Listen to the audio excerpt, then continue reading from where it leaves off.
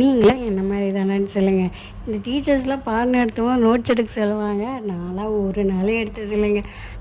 நான் அவங்க பாட்டுக்கு பாடம் நடத்திட்டு இருப்பாங்க, நான் பாட்டுக்கு என் வேலையை பார்த்துக்கிட்டு இருப்பேன். பக்கத்தில் நோண்டிக்கிட்டு இருப்பேன், எழுதிக்கிட்டு ஏதோ ஒன்று பண்ணிக்கிட்டு நான் பாட்டுக்கு உட்காந்துக்கிட்டு இருப்பேன்.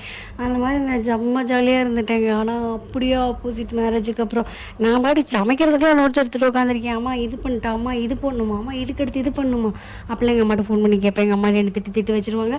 அதுக்கப்புறம் திருப்பி நான் ஏதோ ஒன்று யூடியூப்பை பார்த்து அதை பார்த்து உனக்கு எத்தனை டைம் சொல்கிறது அப்படின்ற மாதிரி ஆயிரும்.